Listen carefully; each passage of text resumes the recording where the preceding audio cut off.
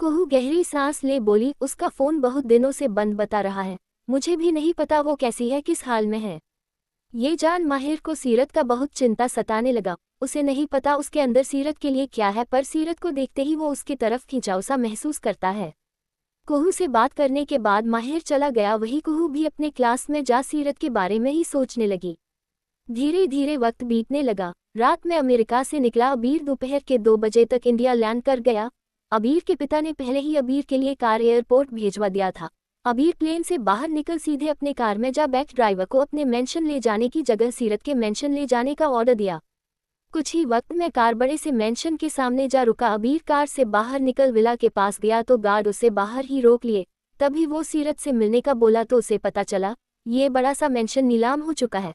अब ये मेंशन उनका नहीं रहा। ये जान अबीर को बहुत बड़ा झटका मिला। अबीर को पता था कि सीरत के डैड हॉस्पिटल में है और उसका फाइनेंशियल कंडीशन बहुत खराब हो चुका है, पर इतना ज़्यादा खराब हो चुका होगा अबीर को इसका उम्मीद नहीं था। अबीर अपने कार के बैक शीट में जा बैठ उस ईमेल को देखने लगा। सीरत ने अपने नाम के अलावा कोई दूसरा मेल नहीं भेजा था। अबीर को समझ नहीं आ रहा था वो सीरत से कैसे कांटेक्ट करे, कैसे पता लगाए वो किस हाल में है। वो गहरी सांस ले अपने मेंशन जाने के लिए निकल गया। कुछ ही वक्त में वो अपने बड़े से मेंशन पहुंच गया। अपने मेंशन के अंदर जाते ही उसके मॉम डैड उसे दिखे। अपने मॉम डैड के पास जा दोनों को गले से लगा लिया। अचानक से उसके आने का सुन दोनों बहुत हैरान थे। जब अबीर घर आ गया तो दोनों को राहत मिला। अपने बेटे से दूर हो अपने बेटे के चेहरे पर उदासी देख उसके पिता पूछ पड़े, क्या हुआ अबीर? अबीर गहरी सांस ले पूछा, डैड सीरत कहाँ है, कैसी है, आपको कुछ पता है इस बारे में? सुन मिस्टर नैतिक रंधावर बोले, पता नहीं बेटा, पर तुम क्यों पूछ रहे हो? मिस्टर रंधावर ने बहुत कैजुअली बोला, जैसे उनको इस बात से कोई फर्क ही ना पड़ता हो। तभी अबीर बोल पड़ा, डैड वो आपके दोस्त की बेटी है। ये सुन कोल्ड मुस्कान के साथ मिस्टर रंधावर बोले, बेटा अब वरुण से दोस्ती रखने का कोई फायदा नहीं है। अबीर के पिता मिस्टर रंधावर बस अपना प्रॉफिट देखते थे। एक बार जिससे प्रॉफिट मिलना खत्म हो जाए उनसे वो रिश्ता भी तोड़ देते थे। अपने पिता की सोच पर अबीर को बहुत गुस्सा आने लगा।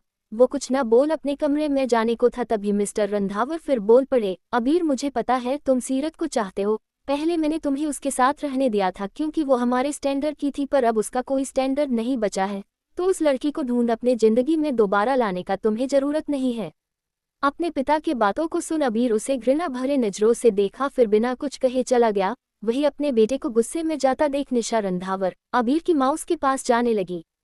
वही दूसरी तरफ रूहानी सीरत के पास गई। रूहानी को आता देख सीरत उसके तरफ देखी तो रूहानी उससे बोल पड़ी, उस लड़के का मैसेज आया था पर मैंने कोई रिप्लाई नहीं दिया, उसे आगे क्या रिप्लाई देना है? सीरत कोई जवाब देती इससे पहले ही एक कठोर आवाज दोनों के कानों में पड़ा, रूहानी। अक्ष का आवाज सुन रूहानी डर से अक्ष के तरफ देखी तो अक्ष उसे कठोरता से देख बोला, कितनी बार मना किया है इस लड़की से बात करने के लिए, तुम्हें समझ नहीं आता है? रूहानी अपनी कांपती आवाज में बोली, सॉरी भैया। इतना कह वो सीरत की तरफ देखी फिर उदासी से चली गई। वही अक्ष सीरत के करीब जा बोला, शाम 7 बजे तक रेडी रहना। इतना कह अक्ष चला गया। वही सीरत को अक्ष का कोई बात समझ नहीं आया। दूसरी तरफ अबीर अपने कमरे में बैठा सीरत के साथ बिताया पल याद कर रहा था। तभी उसका फोन बजा। अबीर के बचपन का दोस्त साहिल कॉल किया था। उसे जैसे ही पता चला उसका अबीर भाई इंडिया वापस आ गया है तो वो एंजॉय करने का सोचा। साहिल का कॉल देख अबीर कॉल उठा लिया। तभी साहिल अबीर का बिना कोई बात सुन बस अपने बात को कह दिया, शाम 7 बजे वही बार में आ जाना। इतना कह साहिल ने फोन रख दिया। अबीर का कहीं जाने का मन नहीं था, पर उसे पता था अगर वो नहीं गया तो साहिल नाराज हो जाएगा। धीरे धीरे वक्त बीतने लगा। शाम का 6 बजा था तभी सीरत के कमरे में अपने हाथ में पकड़े व्हाइट कलर का ऑफ शोल्डर वन पीस लिए 5.8 इंच लंबाई की बेहद खूबसूरत लड़की अंदर आ सीरत को घृणा भरे नजरों से देखी। सीरत को नहीं पता ये लड़की है कौन और ऐसे क्यों देख रही है। लड़की उसके पास आ फुल एटीट्यूड में बोली, हेलो अक्ष सर ने मुझे तुम्हारा मेकओवर के लिए अपॉइंट किया है। ये सुन सीरत ने जवाब में बस ठीक है कहा। लड़की कपड़ा सामने बेड पर रख सीरत का मेकओवर करना शुरू कर दी। उस लड़की को सीरत के किस्मत से जलन हो रहा था। सभी लड़कियां अक्ष के साथ कुछ वक्त बिताने के लिए बेताब रहती है और सीरत को वो मिल रहा था। उसे लगा था अक्ष जिस लड़की को अपने साथ ले जाने वाला होगा वो बेहद ही खूबसूरत होगी, पर सीरत एवरेज लड़कियों की तरह ही दिखती थी। ये देख मानसी को समझ नहीं आ रहा था आखिर अक्ष रायचंद जैसा हैंडसम रिच इंसान इस लड़की को अपने साथ क्यों ले जा रहा है। शाम का 7 बज चुका था। अक्ष सीरत के कमरे के अंदर जैसे ही आया मेकअप आर्टिस्ट अक्ष को आता देख मुस्कुराने लगी। वही अक्ष का ध्यान सीरत पर जा अटक गया। शीशे के पास टेबल पर सीरत अपने नजरों को झुकाए बैठी थी। वाइट ऑफ शोल्डर ड्रेस में वो बेहद ही खूबसूरत नजर आ रही थी। अक्ष की आंखें उसे देखते ही झपकना बंद हो गया, पर अपने जज्बातों को कंट्रोल करते हुए अक्ष अपने आंखों को बंद कर अपने आप को शांत कर अंदर आ मेकअप आर्टिस्ट की तरफ बिना देखे उसे इशारे में ही जाने का ऑर्डर दे दिया। अक्ष को ऐसा करता देख मेकअप आर्टिस्ट को बहुत गुस्सा आया, पर वो अपने गुस्से को अक्ष जैसे बड़े आदमी के सामने शो नहीं कर सकती थी, तो बस मुस्कुराते हुए वो कमरे से बाहर निकल गई। वही उसके जाते ही अक्ष सीरत के पास जा उसके चेहरे के थूनी को अपने 2 उंगलियों से कसके पकड़ उसके चेहरे को ऊपर उठाकर उसके चेहरे को देखा, पर सीरत अब भी अपने पलकों को झुकाए रखी थी। सीरत ने ठान लिया था वो उसे नहीं देखेगी। वही सीरत को अपने आंखों में न देखता पा अक्ष का गुस्सा बढ़ता जा रहा था। वो थोड़ा झुक उसके होंठों के करीब जा अपने होंठों को मिलाने को था। अक्ष के करीब आते ही सीरत की सांसें अटक गई, पर अक्ष उसके होंठों पर अपने होंठ रखने से खुद को रोक उसके चेहरे को छोड़ अपने कदम पीछे कर अपने कठोर आवाज में कोल्डली बोला, चलो। ये कह अक्ष बाहर जाने लगा तो सीरत अपने नजर को उठा अक्ष को जाता देख वो भी खड़ी हो अपने 7 इंच के हील्स में चलने का कोशिश करने लगी, पर उसे चला ही नहीं जा रहा था। वही अक्ष बिना उसकी तरफ देखे आगे बढ़ने लगा, पर तब भी वो रुक पीछे मुड़ा तो देखा सीरत लड़खड़ाते हुए चलने का कोशिश कर बड़े मुश्किल से आ रही है। तभी अक्ष अपने हाथ को उसकी तरफ बढ़ाया। सीरत उसके हाथ को देखी, फिर अपने हील्स को। उसके पास कोई ऑप्शन नहीं बचा था अक्ष के हाथ को पकड़ने के अलावा। वो लड़खड़ाते हुए जा अक्ष के हाथ को थाम ली तो अक्ष उसे अपने तरफ खींच उसके कमर पर हाथ डाल आगे बढ़ने लगा। अपने कमर पर अक्ष का हाथ पा सीरत का गोरा चेहरा टमाटर की तरह लाल होता जा रहा था। वही अक्ष के दिल में तूफान सा उठा था। दोनों मेंशन से बाहर आ कार के अंदर जा बैठ गए। दोनों के बैठने के बाद कार स्टार्ट हो गया। वही दूसरी तरफ अबीर भी बाहर जाने के लिए निकल चुका था। करीबन आधे घंटे के बाद कार बड़े से बिल्डिंग के पार्किंग एरिया के पास जा रुका तो अक्ष कार से बाहर आ गया। वही दूसरी तरफ अबीर भी वही आया हुआ था। उसने भी अपने कार को पार्क कर जैसे ही बाहर निकला उसका नजर कार से बाहर निकल रही वाइट ऑफ शोल्डर ड्रेस पहनी सीरत पर चला गया। सीरत को देखते ही अबीर खुशी से उसके पास जाने के लिए अपने कदम बढ़ाया ही था, पर उसने देखा सीरत किसी आदमी के हाथों में अपना हाथ रख ली। वही उसी वक्त साहिल भी अबीर के पास खड़ा हो कुछ बोलता उससे पहले ही उसका नजर उसके उदासी, हैरानी, गुस्से से भरे मिले जुले एक्सप्रेशन को देख उसके नजर से नजर मिला उस तरफ देखा जिस तरफ अबीर देख रहा था। सीरत को अक्ष रायचंद्र के साथ देख साहिल हैरानी से बोल पड़ा, ये तो सीरत है ना तेरी स्कूल वाली गर्लफ्रेंड, ये अक्ष रायचंद्र के साथ क्या कर रही है। अबीर को अक्ष का चेहरा जाना पहचाना सा लग रहा था। जब साहिल के मुंह से नाम सुना तो वो पूछ पड़ा, सच में ये अक्ष रायचंद है। साहिल ने हाँ कह दिया। तभी सीरत को अक्ष के साथ VIP तरफ से अंदर जाता देख अबीर उसके पास जाने लगा। अक्ष रायचंद के पावर को पूरा दुनिया जानता था। वही अबीर का सीरत के लिए चाहत साहिल बहुत अच्छे से जानता था। अबीर को ऐसे उसके पास जाता देख साहिल को डर लगने लगा, कहीं अबीर अक्ष रायचंद के सामने कुछ ऐसा ना कर दे जिस कारण उसे बहुत पछताना पड़ जाए। अबीर को आगे बढ़ता देख साहिल उसे रोकने का कोशिश किया, पर अबीर रुकने वाला तो था नहीं। वही सीरत अक्ष के साथ VIP तरफ से बार के अंदर चली गई। दोनों के अंदर जाते ही अबीर भी VIP तरफ पहुंच गया। उसके पीछे साहिल भी, पर गार्ड उसे रोकते हुए बोला, यहाँ से अंदर जाने के लिए आपके पास कार्ड है। ये सुन अबीर उसे गुस्से में देखा। अबीर का खानदान भी बहुत बड़ा था, उसके पास अभी कार्ड नहीं था, इसलिए वो यहाँ के मैनेजर को कॉल किया तो मैनेजर वहां गार्ड को पहले बहुत सुनाया, फिर अबीर से माफी मांगा, पर अबीर को अभी सिर्फ सीरत का पड़ा था। वो सभी को इग्नोर करते हुए अंदर जा सीरत को ढूंढने लगा। वही बार के VIP रूम में अक्ष सीरत को अपने साथ ले गया। वहां पहले से ही कुछ लोग मौजूद थे। अक्ष को किसी लड़की के साथ आता देख सभी हैरान थे। आज से पहले किसी ने अक्ष को किसी लड़की के साथ नहीं देखा था।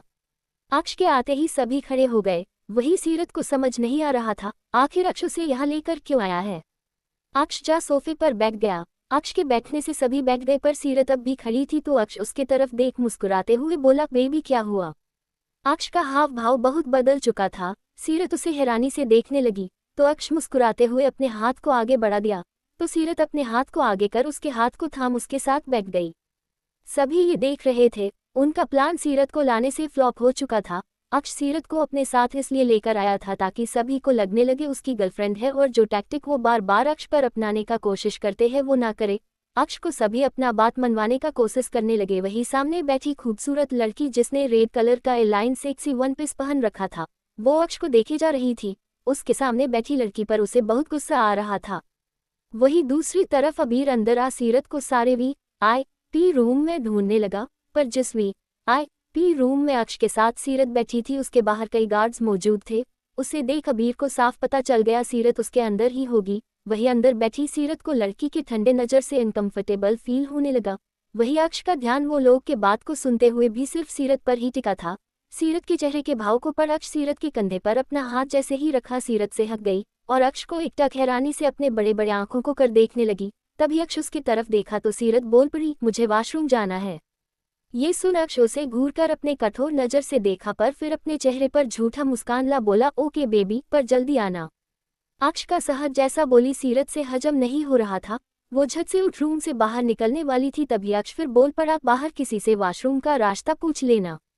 अक्ष ने जब अपने आवाज ऊंचा कर बोला तो सीरत को बहुत एम्बेरसमेंट फील हुआ। वो झट से VIP रूम से बाहर निकल गई। सीरत को बाहर निकलता अबीर देख तो उसके पास जाने को होता है। तभी सीरत बाहर खड़े गार्ड से वॉशरूम का रास्ता पूछ उस तरफ जाने लगी तो अबीर भी उसके पीछे पीछे जाने लगा। वही साहिल भी आ चुका था। उसने जब अबीर को सीरत के पीछे जाता हुआ देखा तो वो रुक गया। वही सीरत वॉशरूम के अंदर जाने ही वाली थी तभी अबीर उसका हाथ पकड़ उसे रोक लिया। सीरत मुड़ जब अबीर को देखी तो वो अपने भावनाओं पर कंट्रोल नहीं कर पाए और बस उसके गले से जा लग फुट फुट कर रोने लगी। सीरत के आंखों से आंसू निकल अबीर की शर्ट को भिगोने लगा। तभी अबीर उसके माथे को प्यार से सहलाते हुए पूछा, क्या हुआ सीरत, तुम रो क्यों रही हो और क्यों तुम अक्ष रायचंद्र के साथ हो। सीरत अबीर से दूर हो अपने आंसू पोंछ शुरू से सब बताना शुरू कर दी। वही दूसरी तरफ अक्ष बार बार दरवाजे की तरफ देख रहा था। आखिर में अक्ष गुस्से में उठ बाहर जाने लगा। बिना कुछ बोले अक्ष को जाता देख सभी हैरान थे। वही अक्ष VIP रूम से बाहर निकल वॉशरूम की तरफ जाने लगा। अक्ष को जाता देख साहिल के माथे पर चिंता के सलवटे पड़ गए। उसे समझ नहीं आ रहा वो करे क्या। वो सिर्फ उसके पीछे जाने लगा। वही अक्ष जब वॉशरूम के पास पहुंचा तो देखा उसकी सीरत के चेहरे को कोई और आदमी पकड़ा हुआ है और सीरत किसी और के सामने अपना आंसू बहा रही है। ये देख गुस्से में अपने हाथ का मुट्ठी बांध अक्ष वहां जा सीरत का हाथ पकड़ अपने बाहों में खींच लिया। अक्ष को आता देख सीरत घबरा चुकी थी। वही अबीर गुस्से में अक्ष को देख बोला, अक्ष रायचंद, जितना भी पैसा तुमने इन्वेस्ट किया है मैं तुम्हें लौटा दूंगा। तुम मेरी गर्लफ्रेंड को मुझे लौटा दो। ये सुन कोल्ड मुस्कान के साथ अक्ष अबीर को घूरते हुए देखा।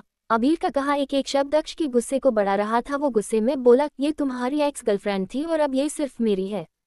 ये सुन अबीर अक्ष को देख कोल्डली बोला, तुम्हारी है, अगर तुम्हारी होती तो इसके आंखों में आज आंसू नहीं होता। सीरत ने मुझे सब बता दिया है तो प्लीज इसका हाथ छोड़ो। तुमने जितना पैसा इन्वेस्ट किया है तुम्हें मिल जाएगा। अब सीरत को हट करना बंद करो। ये सुन अक्ष सीरत के चेहरे को ऊपर कर उसके आंखों में देख बोला, सीरत तुम्हारे पास सिर्फ 10 सेकंड है, मेरे साथ यहाँ से चलो नहीं तो मैं तुम्हारे वजह से अबीर के परिवार को भी बर्बाद कर दूंगा। अक्ष की धमकी से सीरत सहम सी गई। वही अबीर बोल पड़ा, सीरत तुम्हें डरने का कोई जरूरत नहीं है। ये मेरा या मेरे परिवार का कुछ नहीं बिगाड़ सकता है। मेरे साथ चलो। सीरत और अक्ष के साथ ऐसे उसकी स्लेव बनकर नहीं रह सकती थी। वो उसे खुद से दूर धकेल अबीर के हाथ को जा थाम ली। ये देख अक्ष को बहुत गुस्सा आने लगा। वो कुरुल मुस्कान के साथ सीरत की तरफ देख बोला, बहुत जल्दी तुम्हें अपने डिसीजन पर पछतावा होगा किटन। इतना कह अक्ष जाने लगा। वही साहिल उसके पास आ बोला, अबीर यार तू पागल हो गया है क्या, जो अक्ष रायचंद्र से पंगा ले रहा है। वो बहुत खतरनाक आदमी है, किसी को भी अपने सामने टिकने नहीं देता है। सीरत अबीर से दूर हो बोली, अबीर मैं तुम्हें प्रॉब्लम में नहीं फंसा सकती हूँ। ये बोल सीरत जाने को थी तभी अबीर उसके हाथ को पकड़ अपने बाहों में खींच बोला, जो होगा देखा जाएगा। एक बार तुम्हारा हाथ छोड़ चुका हूँ, अब नहीं छोड़ सकता हूँ। वही दूसरी तरफ अक्ष गुस्से में अपने कार के अंदर जा बैठ देव को चिल्ला कर बोला, स्टार्ट करो। ड्राइवर कार को स्टार्ट कर दिया। अक्ष का गुस्सा देख देव का हालत खराब हो रहा था। डर से उसके हाथ कांप रहे थे। वही अक्ष गुस्से में किसी पागल जानवर के जैसा हो गया था। वो कार विंडो पर अपना हाथ जोर से दे मार चिल्ला कर बोला, हिम्मत कैसे हुआ उसका मुझे छोड़ उसे चुनने का। मैं उसके जिंदगी को नर्क नहीं बना दिया तो मेरा नाम भी अक्ष रायचंद्र नहीं है। अभी तक वो मुझे जानती नहीं है, आखिर मैं हूँ कौन। वही दूसरी तरफ अबीर सीरत को अपने साथ ले जाने लगा। उसे पता था वो अपने घर सीरत को ले गया तो उसके पेरेंट्स सीरत को बुरा भला कहेंगे और अबीर सीरत के लिए कुछ बुरा सुन नहीं सकता है। अबीर सीरत को होटल ले गया। वहां जा उसने एक ही रूम पर 2 कमरे वाला रूम बुक किया। दोनों फिर रूम के अंदर चले गए। अंदर आने के बाद सीरत अबीर को नर्वसली देखते हुए बोली, क्या हम दोनों एक ही रूम शेयर करेंगे। सीरत की बातों को सुन अबीर मुस्कुरा बोला, इस रूम में 2 कमरे हैं, तुम टेंशन मत लो। ये सुन सीरत को राहत मिला। तभी अबीर बहुत मुश्किल से पूछा, क्या अक्ष तुम्हारे साथ इंटीमेट हुआ है। ये सुन सीरत की आंखों में आंसू भर गया। सीरत को देख अबीर समझ चुका था। वो उसके बहते आंसू को पूछ उसे अपने बाहों में भर प्यार से बोला, सीरत तुम्हें वो सब सोचने का कोई जरूरत नहीं है, मैं हमेशा तुम्हारे साथ रहूंगा। ये सुन सीरत उसे खुद से दूर कर बोली, थैंक यू अबीर जो तुम मेरे लिए कर रहे हो, पर मैं बहुत जल्द तुम्हें सब लौटा दूंगी। सीरत की बातों को सुन अबीर उसे देखते हुए पूछा, क्या तुम मुझे अब भी माफ नहीं की हो? सीरत उसके आंखों में देख बोली, माफ पर किस लिए, तुमने क्या किया है? वैसे भी अब मैं तुम्हारे लिए सही नहीं हूँ।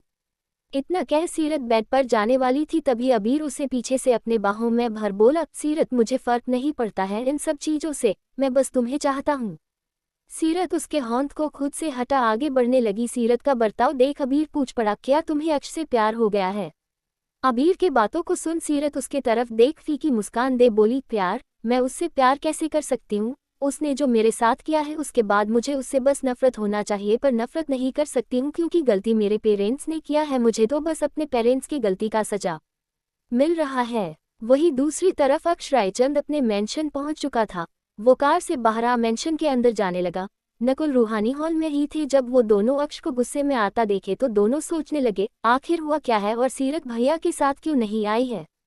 वही अक्ष अपने कमरे में जा सीरत के बारे में सोच सोच कर पागल हुए जा रहा था। वो अपना फोन निकाल रोबिन को सीरत का पता लगाने बोला, फिर फोन डिस्कनेक्ट कर गुस्से में चिल्लाते हुए बोला, अगर मेरी सीरत को वो छूने का भी कोशिश किया तो मैं उसका जान ले लूंगा। कुछ वक्त के बाद अक्ष अपने कमरे के बड़े से विंडो के पास खड़ा गुस्से में सिगरेट का लंबा लंबा कस ले रहा था। तभी अक्ष का फोन बजा तो अक्ष अपने फोन को उठा। स्क्रीन पर रोबिन का नाम शो होता हुआ देख अक्ष सिगरेट बुझा। उसने कॉल उठा। अपने कॉल डरा देने वाले आवाज में कठोरता से पूछा, कहाँ है सीरत? अक्ष के कोल्ड आवाज को सुन रोबिन को बोलने में बहुत डर लग रहा था, पर फिर भी वो हिम्मत कर किसी तरह हिचकिचाते हुए बोल दिया, वो बॉस वो दोनों ग्रैंड हयात होटल में रुके हैं। रोबिन का बात सुन गुस्से में अक्ष बोला, रंधावर मल्टीनेशनल कंपनी, मुझे बर्बाद चाहिए। इतना कह बिना रोबिन का आगे कोई बात सुने अक्ष गुस्से में फोन को जमीन पर फेंक दिया, फिर अपने जख्मी हाथ को फिरकांच पर मार अपने हाथ को और भी ज्यादा जख्मी कर लिया। इसी कारण उसके हाथ से खून बहने लगा, पर अपने चोट का परवाह किए बिना बस वो सीरत के बारे में ही सोचते हुए बोला, एक बार तुम वापस मेरे जिंदगी में आ जाओ किटन, फिर मैं तुम्हें ऐसा कैद कर लूंगा कि यहाँ से निकल पाना तुम्हारे लिए मुश्किल हो जाएगा।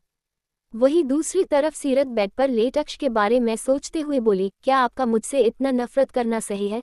क्या गुनाह क्या है मैंने? क्यों मेरे पिता का सजा मुझे दे रहे हो अक्ष? मैं तो आपसे पागलों की तरह प्यार करने लगी हूँ, पर आपके आंखों में अपने लिए नफरत देखती हूँ तो मुझे आपके दिए दर्द से ज्यादा आपके आंखों में अपने लिए नफरत देख दर्द होता है। धीरे धीरे ये रात बीतने लगा। सुबह होते ही अबीर का नींद जैसे ही खुला तो वो सीरत के पास गया तो देखा सीरत बेड पर नहीं है। तभी उसका ध्यान बाहर बालकनी पर गया। बालकनी का दरवाजा खुला हुआ था। ये देख अबीर वहां जा देखा सीरत रेलिंग पर अपने हाथ को रख खड़ी आसमान को देखे जा रही थी। तभी अबीर उसके बगल में आ खड़ा हो उसे देखते हुए पूछा, क्या हुआ? अब भी अक्ष के बारे में सोच रही हो क्या? पूछते वक्त अबीर को बुरा तो बहुत लग रहा था, पर फिर भी वो जानना चाहता था। सीरत अबीर की तरफ देख मुस्कुराते हुए बोली, नहीं, मैं तो बस खुश हूँ आज़ाद होकर के। ये सुन अबीर उसके आंखों में देखते हुए बोला, पर तुम्हारे चेहरे पर मुझे कोई खुशी नजर नहीं आ रहा है सीरत। अगर तुम सच में उससे दूर आकर खुश हो तो क्यों मेरा हाथ थामने से मना कर रही हो? मैं आज भी तुमसे बहुत प्यार करता हूँ। ये सुन सीरत उसकी तरफ देख बोली, एक वक्त था अबीर जब मैं तुमसे बहुत प्यार करती थी, इतना कि दिन भर तुम्हारे बारे में सोचती और जब तुम मुझे छोड़ चले गए तो भी तुम्हें याद कर रोया करती थी, पर तुम मुझे भूल चुके थे। फिर धीरे धीरे मेरा प्यार तुम्हारे लिए खत्म हो गया। मैं तुम्हें बस अपना अच्छा दोस्त समझती हूँ अब, और जो तुमने मेरे लिए किया है मैं इसका फेवर तुम्हें जल्द लौटा दूंगी। सीरत का बात सुन अबीर का दिल टूट गया। वो उदासी से बोला, सीरत क्या एक बार तुम मुझे चांस नहीं दे सकती हो? ये सुन सीरत बिना उसकी तरफ देखे बोली, अबीर एक बार कोई रस्सी टूट जाए तो वो जुड़ नहीं सकता है, बस उसमें गांठें मार सकते हैं पर वो सतह हमेशा के लिए कमजोर हो जाता है। ये सुन अबीर फीकी मुस्कान के साथ बोला, जिस सीरत को मैं जानता था उसके अंदर बचपना भरा हुआ था और ये सीरत बहुत बड़ी हो चुकी है। अबीर के बातों पर सीरत उसके आंखों में देख बोली, इस जिंदगी ने मुझे बड़ा बना दिया है अबीर, अब मैं तुम पर और बोझ नहीं बनूंगी और पैसे का टेंशन मत लेना, मैं जुगाड़ कर लूंगी और मेरे कारण अक्ष से दुश्मनी मोल लेने का जरूरत नहीं है। ये कह सीरत जाने को थी तभी अबीर उसके हाथ को पकड़ उसे अपने बाहों में भर बोला, तुम चाहो या ना चाहो मैं तुम्हारे साथ रहूंगा सीरत। तभी अबीर का फोन बजने लगा तो अबीर सीरत से दूर हो अपना फोन निकाल अपने डेड का कॉल आता देख कॉल पिक कर बोला, यस डेड। तभी उसके डेड भड़कते हुए बोले, तुमने अक्ष रायचंद से दुश्मनी मोल क्यों लिया है? तुम्हारे कारण इतने सालों का मेहनत पानी में जाने वाला है। हुआ क्या है डेड? अबीर ने चिंतित हो पूछा तो अबीर के डेड बोल पड़े, सब खत्म होने वाला है सब कुछ। इतना कह वो फोन गुस्से में कट करने से पहले आखिरी वर्ड बोले, अक्ष रायचंद से जा माफी मांग लो ताकि मेरा बिजनेस डूबने से बच जाए। फोन से बाहर आ रहा थोड़ा थोड़ा आवाज सीरत को साफ सुनाई दे रहा था। ये सुन सीरत अबीर की तरफ देखी। वही फोन कट होने के बाद अबीर सीरत से बोल पड़ा, तुम यहाँ से कहीं मत जाना, मैं आता हूँ। ये बोल अबीर चला गया। वही सीरत को अपने आप पर गुस्सा आने लगा। उसे पता था उसके इस कदम से ऐसा हो सकता है, फिर भी उसने ये कदम उठाया। वो अबीर के जाने के बाद खुद भी होटल से निकल अक्ष की कंपनी चली गई। वो नहीं चाहती थी उसके कारण अबीर के साथ कुछ भी बुरा हो। कुछ ही वक्त में वो अक्ष की कंपनी पहुंच गई। अक्ष को जब पता चला कि सीरत आई है तो वो उससे मिलने से मना कर दिया, साथ ही उसे कंपनी से बाहर फेंकवाने का ऑर्डर भी दे दिया। गार्ड्स ने ऐसा ही किया, सीरत को कंपनी से बाहर निकाल दिया तो सीरत गेट के पास खड़ी हो गई। कड़कड़ाती धूप में बिना खाए पिए सीरत खड़ी रही। धीरे धीरे वक्त बीतने लगा। करीबन 3 घंटे बीत चुके थे पर सीरत अब भी वही खड़ी थी। उसका पूरा बदन पसीने से भीग चुका था, साथ ही उसके गोरे शरीर पर कड़क धूप पड़ने से रेशे जाना शुरू हो गया, जिस कारण उसका पूरा शरीर लाल होता जा रहा था। रोबिन ने बात अक्ष को आकर बताया तो अक्ष गुस्से में बोल पड़ा, रहने दो उसे बाहर खड़ा। पहली बार रोबिन को सीरत के लिए बहुत बुरा लग रहा था। शुरुआत में उसे भी सीरत बिल्कुल पसंद नहीं थी उसके माता पिता के कारण, पर सीरत इतनी मासूम थी ही कि किसी का भी मन मोह लेती। ऊपर से सीरत उसकी बेटी के उम्र की थी। जब जब वो उसके मासूमियत को देखता तो उसे अपनी बेटी का याद आ जाता था। धीरे धीरे वक्त बीतने लगा। मुंबई शहर को तो सब जानते हैं, पल पल में मौसम बदलता रहता है। कड़कती धूप के बाद अचानक से आसमान में बादल छाने लगा था। वहीं सीरत के शरीर खासकर पैर में बिल्कुल भी जान नहीं बचा था। अब वो और देर खड़ी नहीं रह सकती थी। वहीं दूसरी तरफ अक्ष मीटिंग अटेंड करने चला गया। पूरे आसमान को काले बादल ने घेर लिया। अब आसमान से बूंद बूंद पानी जमीन पर टिपक टिपक कर गिरने लगा। वहां खड़े गार्ड्स को बेचारी सीरत पर बहुत दया आ रहा था। बाकी कंपनी में काम करने वाले लोग जो सीरत का हालत देखे थे, बाहर जाकर उन सभी लोगों को भी सीरत का चिंता सताने लगा। सीरत को सभी जान गए थे, क्योंकि इससे पहले भी वो कंपनियां बहुत हंगामा कर चुकी थी। अचानक से तेज बारिश शुरू हो गया। गर्म ठंडा मौसम की वजह से सीरत का शरीर हाई फीवर में तपने लगा। सीरत तेज बारिश में पूरी भीग चुकी थी। तभी एक गार्ड उसके पास आ छाता बढ़ाया, पर सीरत ने उस छाते को लेने से मना कर दिया। वहीं दूसरी तरफ अबीर वापस होटल लौटा तो देखा सीरत होटल के कमरे में नहीं है। अब अबीर को सीरत का बहुत चिंता सताने लगा। वो जल्दी से सीरत को ढूंढने के लिए निकल गया।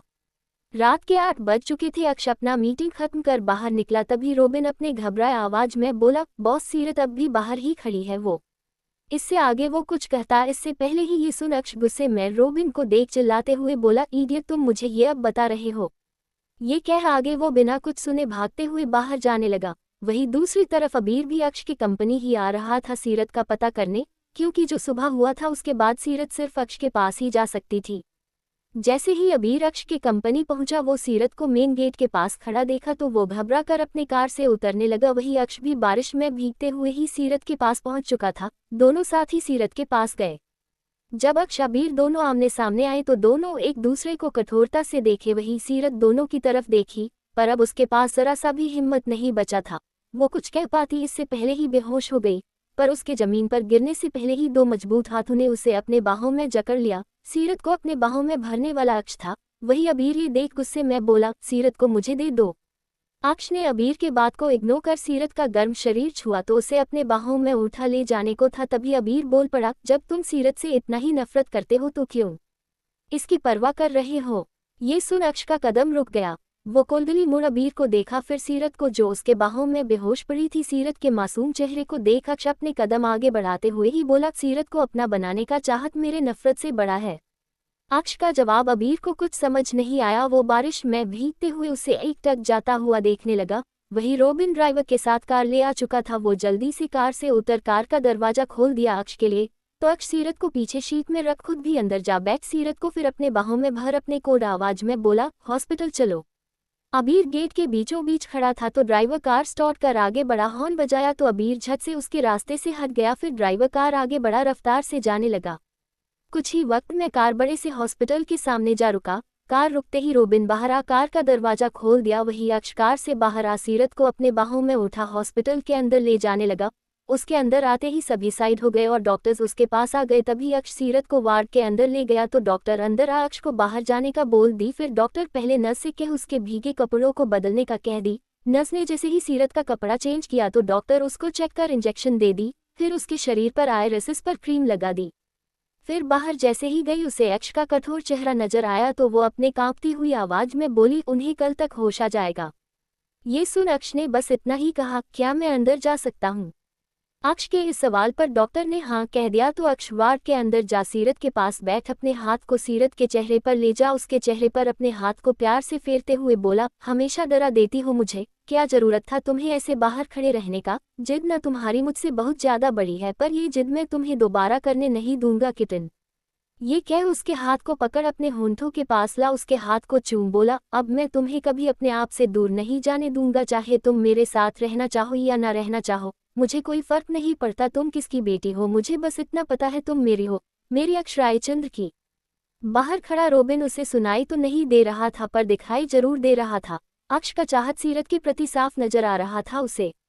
वहीं दूसरी तरफ कुछ दिनों के बाद सिंगिंग का लाइव शो होने वाला था जिसके जज के लिए रागिनी, इवान और चिराग को हायर किया गया था, पर इवान चिराग एक दूसरे के राइवल थे, वो दोनों एक दूसरे को सामने देखना भी बर्दाश्त नहीं कर सकते थे। जब इवान को ये बात पता चला कि उसका राइवल भी इस शो को जज करने वाला है तो वो मना करने वाला था, पर इवान की मैनेजर ने उसे समझाया कि उसके ऐसे करने से उसका पॉपुलैरिटी कम हो सकता है और चिराग कोई मौका छोड़ेगा नहीं उसे पीछे करने में। ये सोच इवान ने सिंगिंग शो के जजमेंट के लिए फिर हाँ कर दिया। आज का पूरा रात बिना कुछ खाए पिए अक्ष सीरत का हाथ पकड़े उसके साथ हॉस्पिटल में बिता दिया। जैसे ही सुबह का रोशनी सीरत की आंखों में जा सीधे पड़ा तो सीरत की आंखें खुल गई। तभी उसने अपने हाथ पर भारीपन महसूस किया तो वो उठकर बैक देखी, उसके हाथ को पकड़े अपने सिर को उसके हथेलियों पर रखे अक्ष गहरी नींद में सो रहा था। अक्ष के चेहरे को देखते हुए अपनी सुबह को होता पा सीरत के चेहरे पर मुस्कान छा गया, पर जब उसे अक्ष का नफरत उसके प्रति याद आया तो उसका मुस्कुराता चेहरा मुरझा सा गया। सीरत के शरीर के हल्के हलचल से ही अक्ष का नींद खुल गया। वो उठ सीरत की तरफ देखा, सीरत को होश में देख अक्ष के चेहरे पर सुकून छा गया। वो अपने हाथ को आगे बढ़ा सीरत के चेहरे पर रख प्यार से बोला, इडियट हो क्या, अपने आप का क्या हालत बना ली हो तुम? मैंने कहा है ना तुम मेरी हो, तुम्हें दर्द देने का हक सिर्फ मेरा है। तुम खुद से अपने आप को एक खरोंच तक नहीं पहुंचा सकती हो, ना ही कोई और सिर्फ मैं कर सकता हूँ। अक्ष का बात बहुत अजीब था पर सीरत को बहुत अच्छा लग रहा था। सीरत को अपने बड़े बड़े झील जैसे आंखों से उसे देखता पा अक्ष उसकी गर्दन पर अपने हाथ को रख उसे अपने करीब कर उसके कोमल होंठ को अपने होंठ में मिला, उसे प्यार से चूमने लगा। फिर उसके होंठों से दूर हो उसे अपने सीने से लगा, बोला, अगर तुम मुझे छोड़ के जाने की दोबारा हिम्मत की तो मैं तुम्हारे हाथ पैर को तोड़ अपने पास रखूंगा ताकि तुम हिल तक भी ना सको। ये सुन सीरत उसे खुद से दूर कर उसके तरफ देख बोली, नहीं जाऊंगी, पर प्लीज अबीर के साथ कुछ बुरा मत करना। इस हालत में अपने तकलीफों से ज्यादा उसे अबीर का चिंता होता देख अक्ष गुस्से में कठोरता से बोला, ओह अब भी बहुत प्यार है तुम्हें अपने एक्स बॉयफ्रेंड से। ये सुन सीरत अक्ष के गुस्से से हुए लाल आंखों में देख बोली, प्यार नहीं है बस दोस्ती है। ये सुन अक्ष को थोड़ा राहत मिला तो वो अपने गुस्से को शांत कर बोला, डोंट वरी, जब तक तुम मेरे हिसाब से चल रही हो मैं किसी के साथ कुछ नहीं करूंगा और तुम्हें जो भी चाहिए होगा वो मैं दूंगा।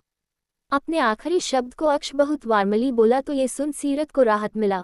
फिर वो अपनी सहमी आवाज में पूछ पड़ी, अगर मैं तुम्हारे हिसाब से चलूंगी तो क्या मैं कॉलेज जा सकती हूँ अपने फ्रेशर में? अक्ष गुस्सा नहीं करना चाहता था पर सीरत की बातें उसे गुस्सा दिला रहा था। तुम किसी दूसरे लड़के के साथ डांस नहीं कर सकती हो। सीरत को समझ नहीं आ रहा था किसी के साथ वो डांस कर लेगी तो क्या होगा। सीरत कुछ न कह बस अपने चेहरे को उदासी से झुका ली। ये देख अक्ष गहरी सांस ले बोला, फाइन चली जाना, पर ये आखिरी बार है जो मैं तुम्हारा कोई बात मान रहा हूँ, इसके बाद तुम्हें सिर्फ मेरा बात मानना होगा। सीरत झट से बोल पड़ी, ओके। ये सुन अक्ष सीरत से कुछ पूछना चाहता था पर पूछ नहीं पा रहा था। पहली बार सीरत को अक्ष के चेहरे पर झिझक नजर आ रहा था तो वो पूछ पड़ी, क्या हुआ, क्या आपको मुझ पर अब भी गुस्सा आ रहा है? मैं वादा करती हूँ मैं आपके अलावा कभी किसी को नहीं चुनूंगी। ये सुन अक्ष उसकी तरफ देख बोला, मैं तुम्हें दोबारा ऐसा करने भी नहीं दूंगा। इतना कहने के बाद अक्ष पूछ ही डाला, पूरी रात तुम उसके साथ होटल में बिताई, दोनों के बीच पूरा रात क्या क्या हुआ था, सच सच बताना।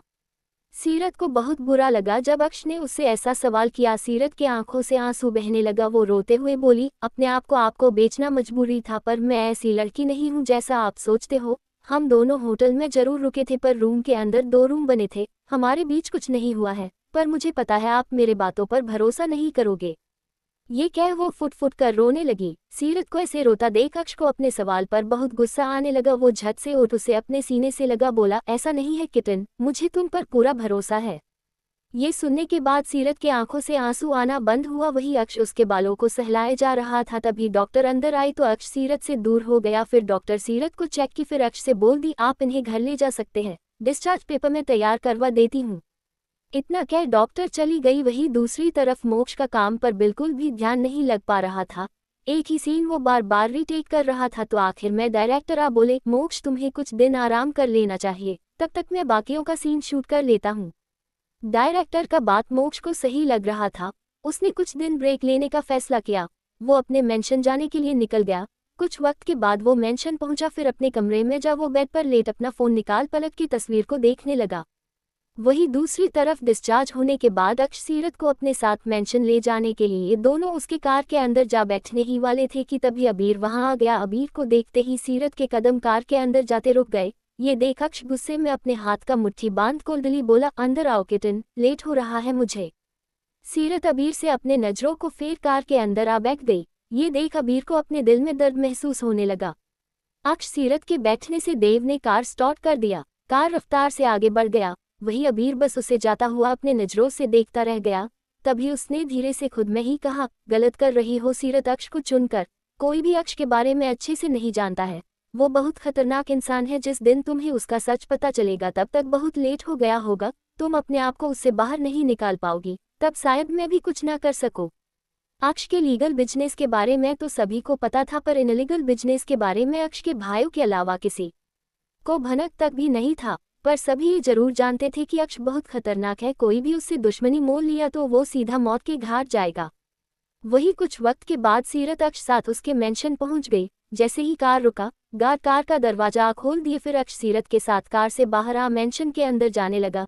तभी नकुल रूहानी जो दोनों हॉल में ही मौजूद थे, अक्ष सीरत दोनों को साथ आता देख थोड़े कंफ्यूज्ड हो गए। कल पूरा दिन अक्ष मेंशन नहीं आया और उससे पहले सीरत उसके साथ नहीं आई थी और आज दोनों साथ आ रहे हैं। अक्ष सीरत को उसके कमरे में जाने का बोल दिया तो वो शांति से उस तरफ जाने लगी। तभी नकुल रूहानी को जाने का बोल अपने भाई के पास जा बोला, ये सब क्या चल रहा है भैया। ये सुन अक्ष ने जवाब में बस इतना ही दिया, मैं बहुत थक चुका हूँ, अभी मैं आराम करना चाहता हूँ। ये कह वो जाने को था तभी नकुल अपने भाई का हाथ पकड़ उसे रोकते हुए बोला, भैया प्यार करना गलत नहीं है, पर जिस लड़की से कर रहे हो वो सही नहीं है, आगे जाकर आप बहुत पछताओगे। एक फीकी मुस्कान के साथ अक्ष उसके तरफ देख बोला, मुझे उससे प्यार नहीं है, बस वो मेरी जरूरत है।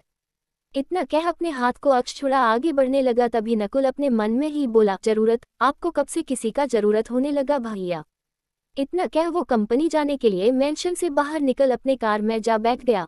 वो कार में बैठा ही था कि तभी उसे मोक्ष का कॉल आ गया। मोक्ष अभी मुंबई में ही था। मोक्ष का कॉल आता देख नकुल कॉल उठा लिया। तभी मोक्ष बोल पड़ा, नकुल बहुत दिन हो गया है, साथ ड्रिंक नहीं किए हैं, क्या तुम फ्री हो। मोक्ष के आवाज में उसे उसका परेशानी साफ पता चल रहा था। नकुल गहरी सांस ले बोला, मैं तुम्हारे लिए हमेशा फ्री हूँ, शाम को मिलते हैं वही बार में। इतना कह नकुल ने फोन रख दिया। वही मोक्ष अपने आप को बस शांत करना चाहता था और ये बस नकुल के साथ रहकर उसे मिल सकता था। नकुल उसका भाई के साथ साथ बेस्ट फ्रेंड जो ठहरा। वही अक्ष अपने कमरे में अपना कपड़ा बदल बेड पर बैठे अपने ख्यालों में कहीं गुम था। उसे समझ नहीं आ रहा था उसके साथ हो क्या रहा है। वो गद्दे के नीचे से अपने पेरेंट्स का तस्वीर निकाल उन्हें देख बोला, डैडी मम्मा मैं चाहता क्या हूँ।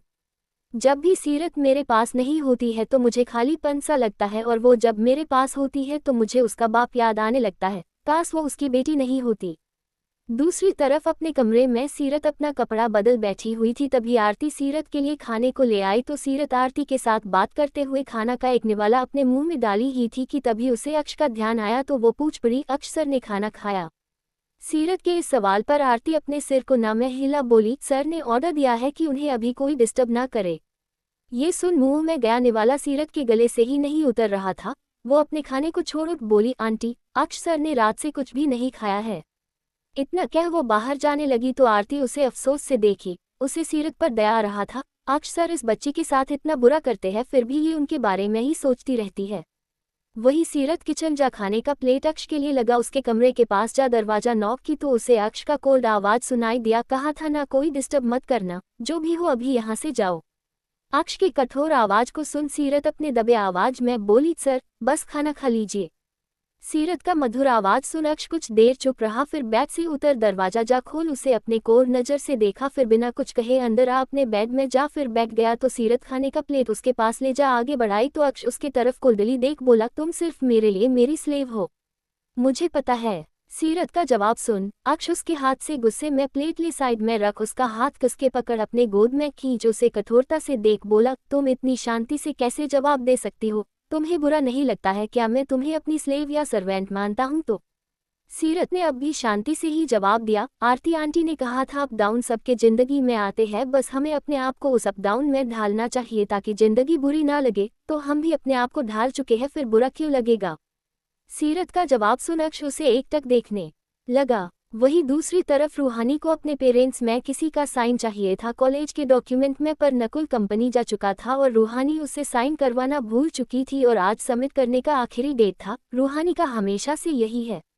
रूहानी आज लेट से कॉलेज जा रही थी, वो सिर्फ ये डॉक्यूमेंट सबमिट करने ही कॉलेज जा रही थी, बस नकुल तो था नहीं तो उसने अक्ष से साइन करवाने का सोचा, पर उसे अक्ष के पास जाने में डर लग रहा था क्योंकि अक्ष का मूड बिगड़ा हुआ था और अक्ष के बिगड़े मूड में बलि का बकरी रूहानी कभी नहीं बनना चाहेगी।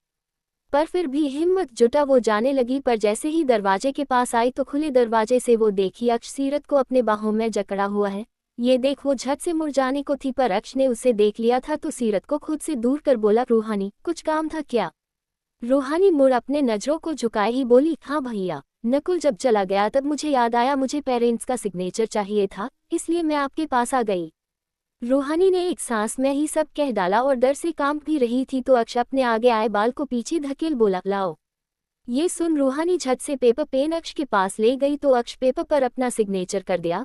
सिग्नेचर लेने के बाद रूहानी झट से भाग गई तो अक्ष सीरत की तरफ देख बोला, अच्छा है अपनी जगह जानती हो तुम, कभी तुम ये मत सोचना कि मुझे तुमसे प्यार है, बस तुमसे मैं अपना जरूरत पूरा करता हूँ। गेट आउट, अब जब तक मैं ना आने को कहूँ इस कमरे में तुम कदम तक भी नहीं रखोगी। ये सुन सीरत उदासी से अपने चेहरे को झुकाए चली गई।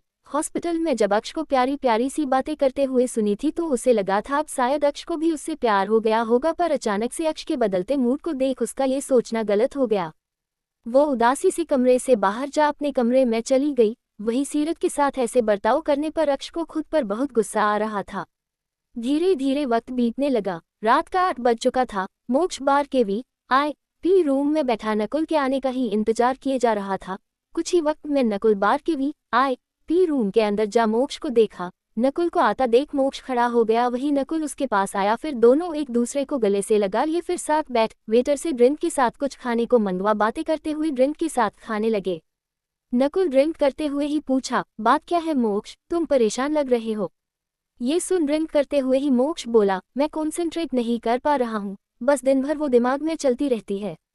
ये सुन अपने ड्रिंक को टेबल पर रख उसे क्यूरियोसिटी के साथ देखते हुए पूछा, कौन?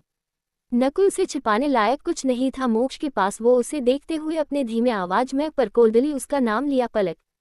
ये नाम सुनते ही नकुल के चेहरे पर मुस्कान छा गया। वो मुस्कुराते हुए बोला, भाई वो तुझे बचपन से चाहती आए हैं, अगर तू उसे चाहने लगा है तो हाँ क्यों नहीं कर देता है? ये सुन अपने ड्रिंक को एक ही बार में गटक बोला, मैं उसे नहीं चाहता हूँ, वो मुझे बस इरिटेट करती है। मोक्ष के बात को सुन नकुल मुस्कुराने लगा। उसे पता था मोक्ष भी उसे बहुत चाहता है, पर अपना फीलिंग को वो खुद ही समझ नहीं पाता है। वही दूसरी तरफ एक प्रोजेक्ट मिला था पलक अमानत को, उन्हें धड़कता हुआ दिल बनाना था। पलक बनाने के बाद जैसे ही क्लिक की दिल धड़कने लगा। इस दिल को देख ऐसा लग रहा था जैसे उसका दिल धड़क रहा हो। तभी अमानत उसके पास आ उसके दिल को देख बोली, यार तूने तो बहुत अच्छा दिल बनाया है, इसे तो मोक्ष भाई के पास भेजना चाहिए। ये कह उसका लैपटॉप ले अपने मोक्ष भाई को भेजने लगी। ये देख पलक उसे रोकने का बहुत कोशिश की, पर वो धड़कता दिल मोक्ष को सेंड हो गया। ये देख पलक अपना लैपटॉप झट से ले उसे इनसेंड करने का या फिर डिलीट करने का बहुत कोशिश की, पर मैसेज तो सेंड हो चुका था। वही जब ईमेल आने का नोटिफिकेशन मोक्ष के फोन में आया तो वो अपना फोन निकाल देखा। जब उसने अपना ईमेल खोल पलक का भेजा हुआ दिल देखा तो उसका दिल भी धड़कने लगा।